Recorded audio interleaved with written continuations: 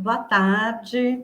A gente está aqui hoje com a psicóloga, pesquisadora Ingrid Stocker. Ela tem um nome do meio super difícil de falar, ela pode contar depois, eu nunca consigo. A Ingrid estuda já há muitos anos, se debruça sobre a política do SUAS no Brasil e tem um doutorado muito interessante a partir da epistemologia feminista no Departamento de Psicologia Social e do Trabalho da USP. Eu sou a Brisa Campos, sou psicóloga, e esse é mais um Psicologia e Democracia em Debate. Falo em nome da Articulação Nacional Psilulalá, que tem como objetivo articular as psicólogas do Brasil no sentido dos direitos humanos, da democracia, da saúde mental, que isso possa ter um impacto na campanha do Lula neste contexto em 2022, entendendo que a saída democrática nesse momento é a eleição presidencial do presidente Lula. E hoje convidei a Ingrid para debater aqui com a gente o SUAS. Tudo bom, Ingrid? Tudo bem, muito obrigada pelo convite, boa tarde. Boa tarde, meu bem.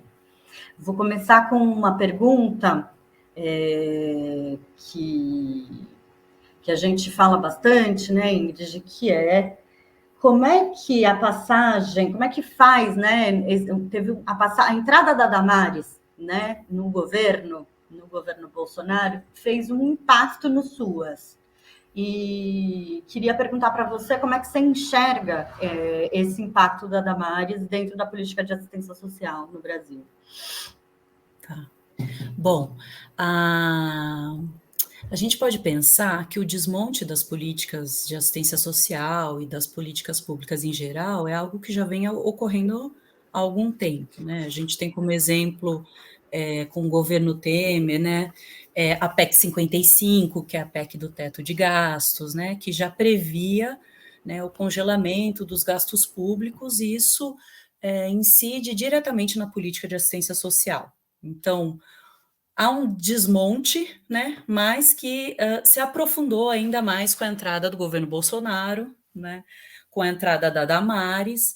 Ela inaugura, né, a sua atuação falando um pouquinho sobre conceitos extremamente conservadores, religiosos, né, trazendo isso, transportando isso para uma compreensão daquilo que é a política pública, interferindo na atuação dos profissionais e do olhar técnico, né, das pessoas que estavam e que têm essa tarefa de executar a política pública em geral, né? Então, a gente entende que ela assume o Ministério da Mulher, da Família e dos Direitos Humanos, né, traçando uma agenda pública de governo que se fundamenta nessa concepção religiosa tradicional e que se contrapõe a uma visão laica de um Estado de direito, né, e que pensa os direitos humanos, né?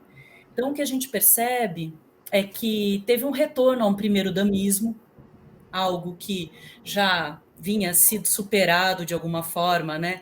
A busca por legitimar o SUAS enquanto uma política pública foi uma luta, né, de muitos anos e que, de certa forma, se viu completamente regredindo, né, à medida em que os anos foram passando dentro do governo Bolsonaro, né? Então, a gente sabe que a redução dos dispositivos de controle social, de participação, né, da população na organização, na implementação das políticas públicas, das políticas de assistência, né, foi muito forte. Quer dizer, as próprias conferências nacionais não foram mais organizadas e patrocinadas pelo governo federal, né? Tudo que foi possível desmontar enquanto controle social, né, ficou muito visível, né? Essa ideia, né, de que a mulher ela está inscrita nesse lugar de quem tem que cuidar da família, né? Então isso ganhou muita força nas ações, nos programas que foram levantados durante esse período, né? Uma concepção de sexualidade, de família e de mulher, a colocando, né, como aquela que deve fortalecer os laços, os vínculos, mas também dar conta de um processo de vulnerabilidade e desigualdade que está muito mais relacionado a tensão entre capital e trabalho, ou seja, a questão social, do que uma relação familiar. E ainda pensando, né, fazendo a crítica que a família ela é toda estruturada a partir das relações de gênero, um debate em que não é feito, muito pelo contrário, né? A Damares ela entra com aquela frase, né, trágica, né, mas que ficou famosa, né, do Meninos usam rosa. Meninas usam rosa, meninos usam azul. Essa frase. Então ela vai já anunciando, né, uma perspectiva que é completamente oposta aos avanços que a gente já tinha conquistado no campo da política pública, mas também no campo dos movimentos sociais, né? Do movimento feminista negro, né? Avanços inegáveis que foram abalando esse lugar de privilégios, né? Principalmente das famílias brancas, heteronormativas, né? Que ao longo, né, da história detêm aí um lugar de poder, né? Um lugar muito claro, fixo dentro da política, né, no Brasil. Então, abalar esse lugar de privilégios, né, coincidiu com esse governo que vai atuando dentro desse lugar, né, de fortalecer essa visão conservadora, religiosa, né? Então enfraquece a política pública, a política de assistência como um todo, Acaba com o controle enfraquece social. os dispositivos de controle social, né? Vulnerabiliza ainda mais esse lugar que a mulher ocupa no campo, né? Na esfera pública e também nas suas relações cotidianas dentro das famílias, né? Da relação com as instituições, né? Tentando fazer com que ela volte, que ela retorne, que ela se firme nesse lugar da mulher que está inscrita nessa lógica de controle familiar patriarcal, né? Agora, é muito interessante isso que você está contando, porque eu me lembro que, né, com muita frequência você é uma pesquisadora que conta para a gente que o SUAS é uma política das mulheres, né? Você faz essa afirmação, inclusive na sua tese. O que isso quer dizer? Né? O SUAS é das mulheres. E como é que isso... a crítica, né, acho que ao desdobramento das técnicas do SUAS em relação à lógica familista, explica para a gente um pouco como é que isso acontece, essa dinâmica. Tá. É interessante, né, porque a política de assistência social, ela tem níveis de proteção, né, e dentro desses níveis ela tem, por exemplo, a porta de entrada, que são os CRAS, né, que são Centros de Referência de Assistência Social. Predominantemente, quem busca esse lugar para prevenir que as situações de vulnerabilidade, né, são as mulheres. São lugares que historicamente atribuem a mulher neste lugar de papel de cuidado, né?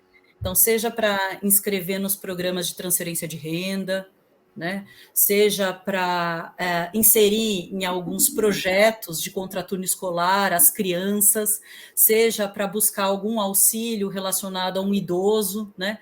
A mulher como aquela que tem que garantir a reprodução social. A reprodução social pensando, né, nesse contexto, né, de cuidado, não só material, mas simbólico, né, cuidado das crianças, dos idosos, dos doentes na nossa sociedade. Então, a mulher como aquela que é capaz de garantir os laços sociais e de garantir que toda manhã os trabalhadores estejam prontos para assumir os seus postos de trabalho, né? Tudo aquilo que é invisível, né, mas que precisa ser, de alguma forma, garantido, a roupa, a comida, né, a limpeza do espaço onde se vive, historicamente, predominantemente, é atribuída a esse lugar da mulher. Então, A a escola das mulher, crianças. a escola das crianças, as tarefas das crianças, a relação comunitária, né, daquelas que ficam, né, e que criam esses laços de solidariedade, olha o filho de uma, olha o filho da outra, né, esses trabalhos que também não são pagos, né, e que estão inscritos nesse lugar de garantir a vida, a reprodutibilidade da vida, né. Então, a assistência social, principalmente nessa esfera de prevenção a situações de vulnerabilidade dentro dos CRAS, por exemplo, né, ela vai se propor garantir, né, um fortalecimento dessa família. por sua vez, é a mulher quem busca, porque é a mulher que, historicamente, é quem se identifica com esse papel de cuidado. E se a gente for pensar, a própria construção da política de assistência social, né, que também se fundamenta numa lógica do primeiro-damismo, também entra neste lugar, né, das mulheres que saem de um contexto doméstico e são responsáveis por cuidar das famílias pobres, vulneráveis, né? Então elas estendem para o espaço público a mesma dinâmica de um olhar ligado a uma benevolência, a um cuidar do outro, né? Então, quando você faz isso, né, você pode trazer uma interpretação com um sentido bem duplo, né? A mulher, aquela que é forte a ponto de garantir que os vínculos familiares permaneçam, mas isso inscrito dentro da política de assistência social, você pode pensar, bom, mas ali se trata da questão social, não se trata de você fortalecer ou não, garantir ou não a permanência da família, né? Sim. Mas tudo se mistura, né? Então, sim, né? Pensando nessa discussão da mulher como aquela que está sempre relacionada ao lugar de cuidado, como aquela que acaba, né, sem perceber, assumindo esse papel de reprodução social, que é fundamental para garantir as relações sociais dentro de um sistema capitalista. Afinal de contas, né, se a gente for pensar, todo esse trabalho que não é pago, né, contribui para um acúmulo de riqueza, né, dentro da sociedade. Alguém, né? Alguém. Há alguém, né? Que não são essas mulheres, que elas estão, mais uma vez, assumindo, né, uma tarefa, né, que é precarizada, de um lugar de extrema opressão, porque elas têm que estar fixas, né, como esta, que se responsabiliza por tudo isso, e, ao mesmo tempo, são convocadas, né, a assumirem postos no mercado de trabalho com dupla jornada, tripla jornada, baixos salários que não garantem a sobrevivência. Sem contar, né, que se a gente fizer um levantamento assim na zona urbana, né, no estado de São Paulo, os lares são predominantemente chefiados por mulheres. Principalmente as famílias que são atendidas nas políticas de assistência social, né, tem-se os dados lá do SUAS, né, dos cadastros que são feitos, são as mulheres que assumem essa tarefa, não só dos cuidados, mas de garantir toda a estrutura material da família. E se a gente fizer um recorte de raça, né, também a maioria dessas famílias, dos lares que são chefiados por mulheres, são de mulheres negras, né? Então... Tem uma ideologia em jogo também, né, Ingrid? Eu gosto muito daquele conceito de matrifocal, né? Que você, do ponto de vista material, como mulher, é você que prevê a família, né? Você normalmente, né, teve uma relação íntima interrompida, você ficou com o filho, ou a filha, ou com os filhos, né? Mas ideologicamente ainda acredita que a família ideal é papai, mamãe, filhinho, branco, com dinheiro, né? Que é um descolamento, né? Que inclusive gera, a gente, no campo da psicologia, né? Social, gera sofrimento, né? Porque você investe numa ideia de que aquela família é uma família boa e a família que você tem não, né? Você trabalhou sobre gênero, né, em oficinas. O que aparecia?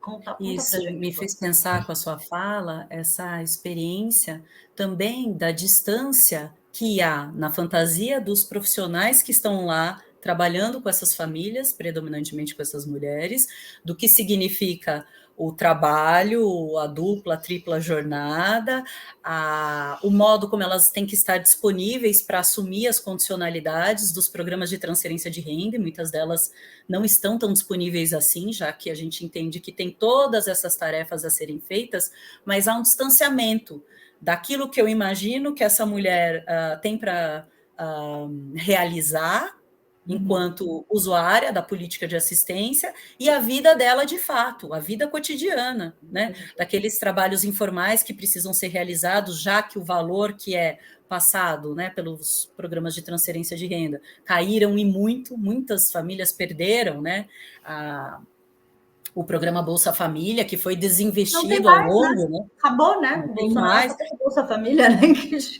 A Então, há um situação é essa. distanciamento gigante, né, do que você espera que essa mulher tem que cumprir, não só enquanto dinâmica familiar, né, dessa ideia dessa família mamãe, papai e filhinho, mas também do tempo dela, de como ela ocupa esse tempo, de como ela está para a política de assistência social, para todos esses projetos que são, né, implementados e que até o tempo de lazer, né? O que significa o lazer para uma mulher, né? Que está inscrita numa determinada classe social, e o que significa o lazer para uma mulher que está inscrita numa lógica, né? Muitas vezes de opressão, né? De não ter espaço na casa para ficar com as crianças, não ter políticas de cultura, de esporte em que ela possa se inserir, não ter espaços públicos para transitar e conseguir de fato Não tem creche. acessar, não ter creche, né? Não ter educação. Então, o que significa esse tempo livre? O que significa esse tempo de lazer? Então, há um distanciamento entre o olhar, às vezes, dos profissionais para a realidade dessa mulher, pensando nessa perspectiva de classe mesmo, né? E também o que de fato se vive no dia a dia de uma comunidade, né? De um determinado bairro em situação de vulnerabilidade, porque a gente entende que tem aí, né, em comum. Muitas vezes não há necessariamente uma diferença de classe social, mas uma identificação com uma outra classe na qual eu não pertenço, eu, enquanto profissional da psicologia ou do serviço social, eu estou completamente identificada como se eu estivesse numa outra classe social, por exemplo. Ou ainda, eu não entendo que eu também estou à mercê da pressão do Estado, né? O que o Estado recai sobre mim, enquanto mulher dentro dessa sociedade, pensando em todas essas tarefas não pagas, invisíveis que eu tenho que desempenhar, né? Sim. O mercado, enquanto consumidora, inscrita numa lógica de uma família onde todos nós estamos cada vez mais fechados, né? Com essa ideia de que o consumo precisa existir, né? Mas no caso das mulheres em situação de vulnerabilidade, dependendo do território, tem ainda, né, o tráfico de drogas, As leis a paralelas. pressão exercida para o tráfico, pelo tráfico, né, onde essas mulheres ainda têm outras tarefas que precisam ser desempenhadas, né, além de corresponder às exigências das políticas públicas ou até o Estado que só entra, não pelas políticas públicas sociais, mas entra com a presença da polícia, né, dentro de uma lógica da violência do Estado, né? Então tem A uma gente fala diferença. bastante, né? Não é que, né, muitas vezes a gente, né, ouve, né, de populações da elite falando, o Estado está ausente na periferia, né? E a gente sempre para e fala, como ausente? Está muito Está muito presente. presente, Muito, mas a por meio polícia da está lá. A violência, questão né? é que Estado que está lá, né, Ingrid? Qual é o Estado? Qual é a política que está presente dentro dos territórios, né?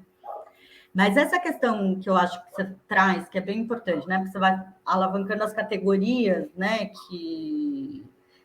Categorias que são importantes para a gente pensar a mulher, e não a mulher, as mulheres, né? Então, as mulheres inseridas numa classe, as mulheres inseridas, né, num determinado mercado. Eu sinto que a gente escapa bastante, né? Como feministas, muitas vezes dentro da psicologia, de fazer análise de mercado. Né? A gente muitas vezes deixa o mercado de lado, né? A gente fala, isso aí, os economistas pensam nisso, né? Mas e as mulheres, né, inseridas nessa subjetividade? O que a gente, como psicóloga, tem para falar sobre isso também, né? Eu acho que a sua tese ela é bem legal nesse sentido.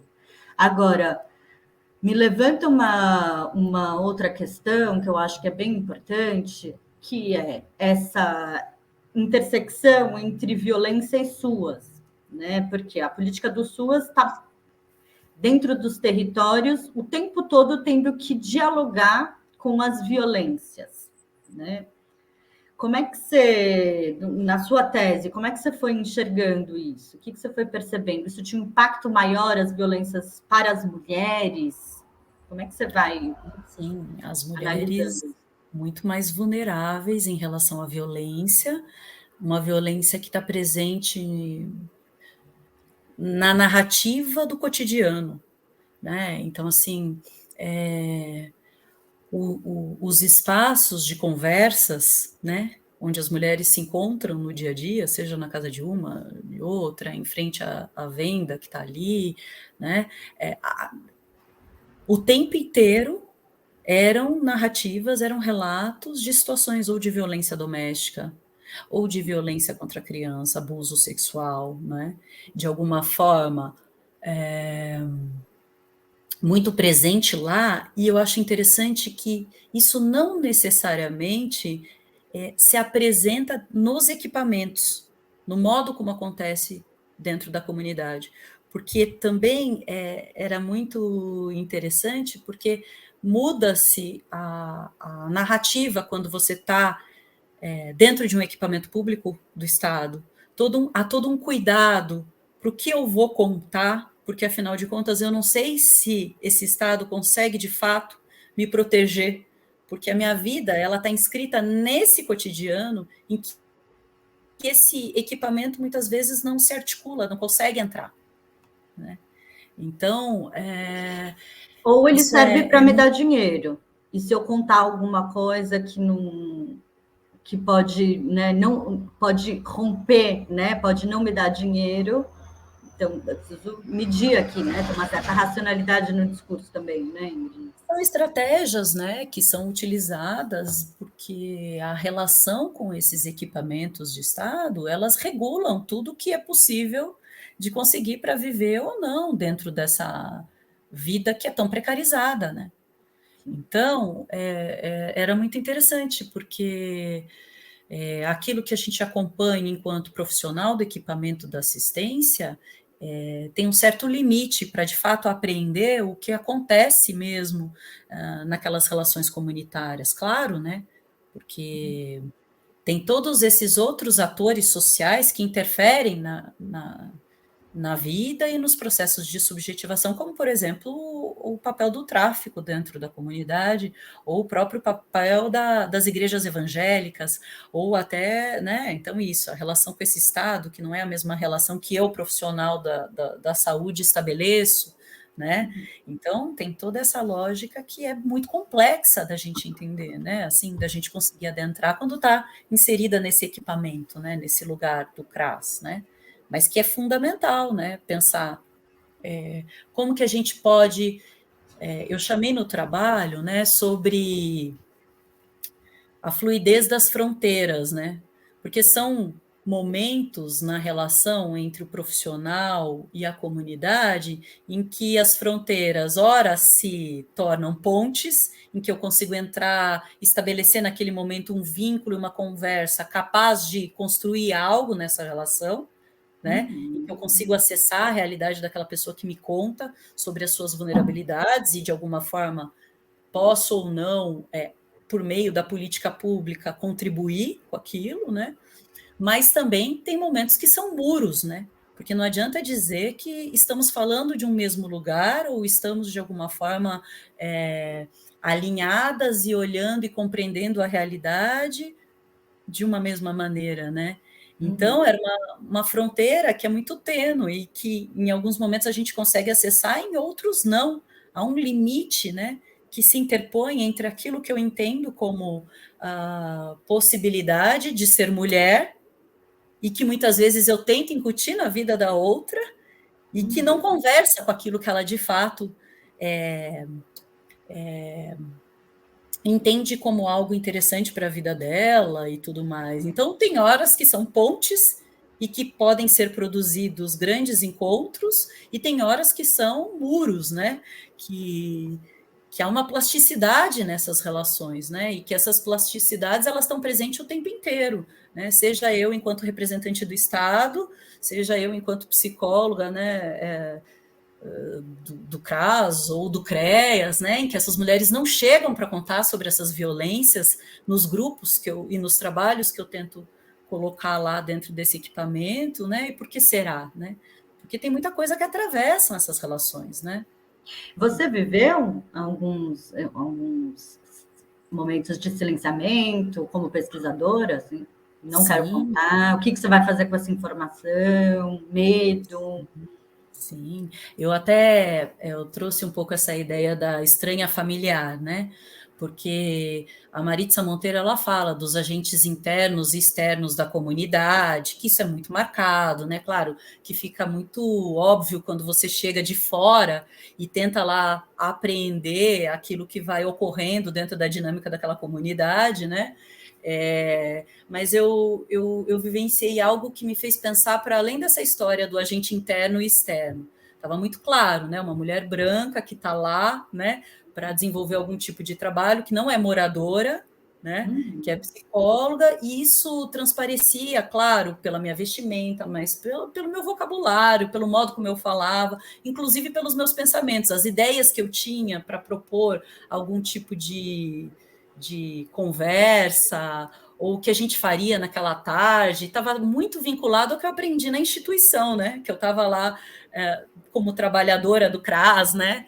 Então era muito interessante. O que a gente pode fazer? A gente pode fazer uma horta, né? Ah, que nem tem no CRAS.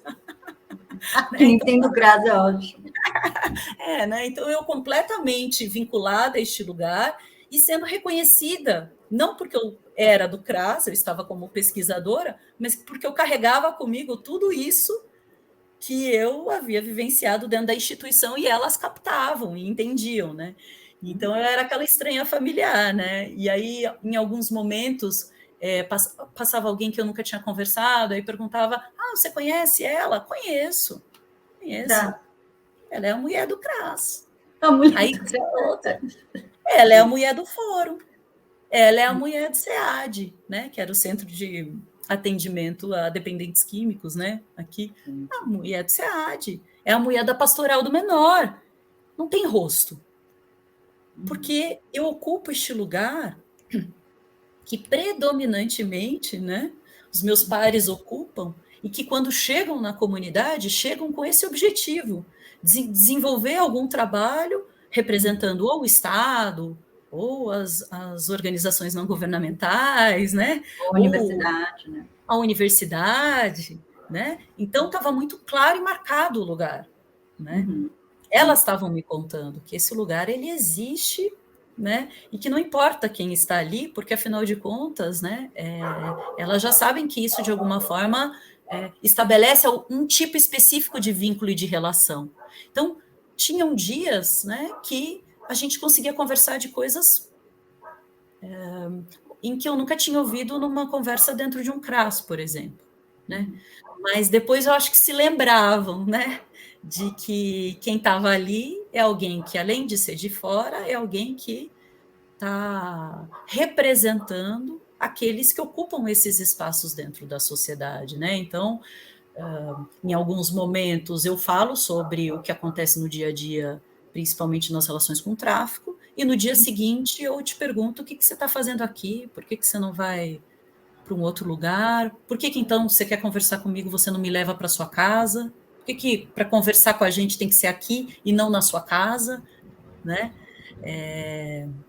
Então acho que diz disso, né? Diz uma outra coisa, eu também estava pensando, né? Eu comecei a minha trajetória na psicologia na escola, né? Eu fui parar, desemboquei na psicologia social, mas eu comecei na escolar, né? E tem uma coisa parecida, assim, né? Que eu escutei bastante no mestrado e nas escolas públicas que eu trabalhei também, que, claro, tem códigos de diferenciação e reconhecimento, mas também tem a continuidade e a descontinuidade das políticas no território. E que os moradores, as moradoras, sabem. Né? Elas sabem. Né? Então, quando eu trabalhava na escola pública, né, as mulheres falavam para mim, muitas políticas vêm e vão, muitos projetos vêm e vão, seja ONG, seja Estado, a escola fica. A escola é o único aparelho que concretamente está lá, né? E que eu posso deixar meu filho, né? Ou minha filha, né? Mas que eu posso contar com essa instituição, né? Enquanto proteção social.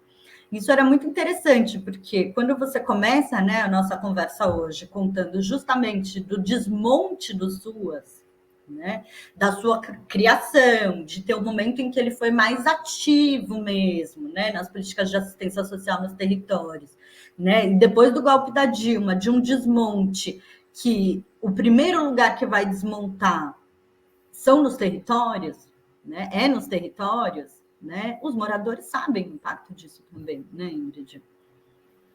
Sabem. Faz sentido Me fez isso? lembrar, claro, de uma senhora que ela falou numa das entrevistas: tudo que não era para acabar, acabou.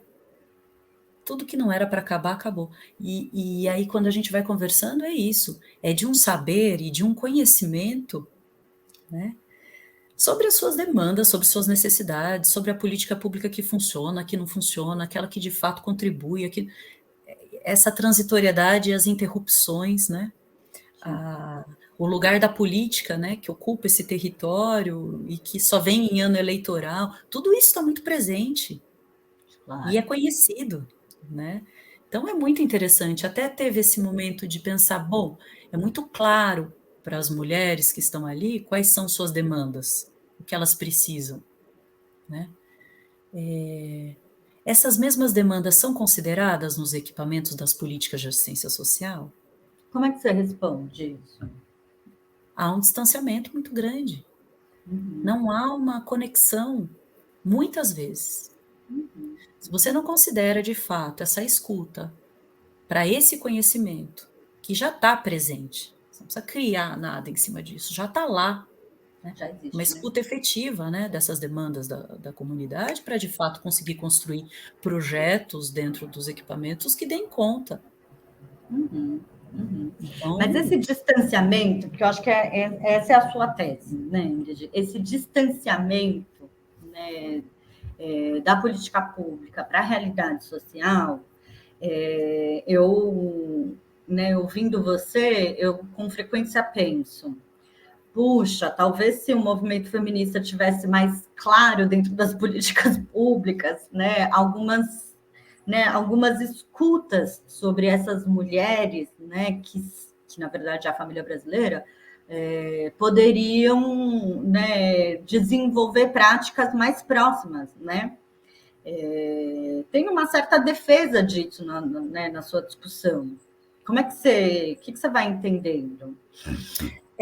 tanto é que foi um determinado momento, porque a metodologia ela foi se modificando ao longo do processo, né? Eu entro com uma ideia de fazer um trabalho etnográfico dentro de um determinado território, né? De um território em vulnerabilidade, e no meio do caminho eu penso, bom, mas esse diálogo tem que estar dentro dos equipamentos com os profissionais. O que dá para construir nesse cruzamento entre Uhum. essas histórias, né? E aí que entra o segundo momento da tese, que foi fazer as oficinas com os profissionais da assistência social, né?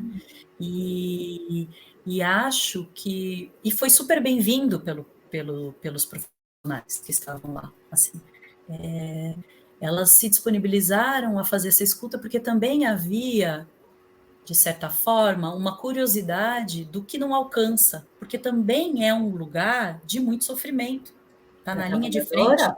Claro. exato, né? Linha de frente, executora de uma política pública que está sendo desmontada, que não funciona, e que quem carrega a culpa pelo não desempenho, sendo que a gente já sabe que é uma política que não vai atingir a questão social, mas vai amortecer essas tensões que são estruturais de desigualdade no país, né? Então, recai sobre o trabalhador, a trabalhadora. E o que é muito interessante, dentro daquele grupo em específico, também eram as mulheres que predominantemente assumem esse lugar de trabalhadora dentro da assistência social, de profissões que são historicamente também ocupadas, isso já está mudando, né, a gente sabe, mas historicamente ocupadas por mulheres também. Sim. Como a psicologia, né, Ingrid? Como psicologia, serviço social, né? Exatamente. Serviço Então, social. ali também estamos falando desse lugar, né, de pensar pessoas que executam essa política dentro de uma inscrição extremamente adoecedora, né? Porque há todo um problema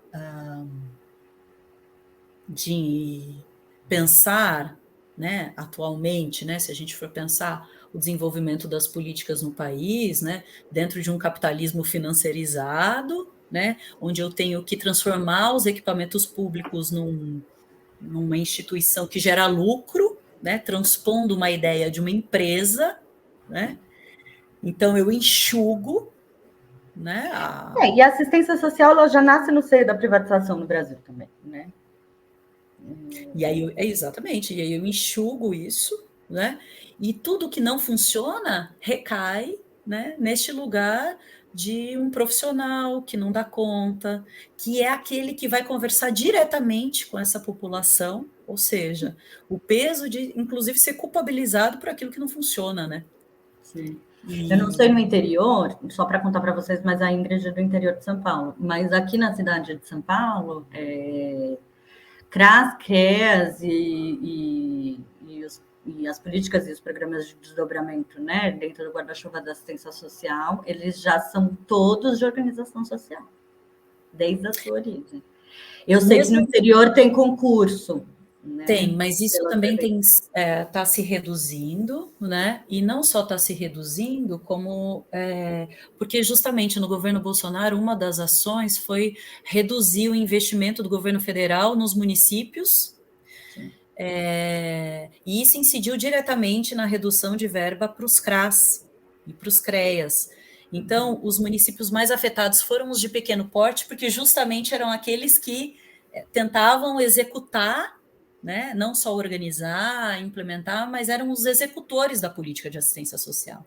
Então, é o profissional concursado do CRAS que tinha que dar conta daquele número grande de famílias que estavam inseridas nos programas de transferência de renda. Então, eram 2, 3 profissionais.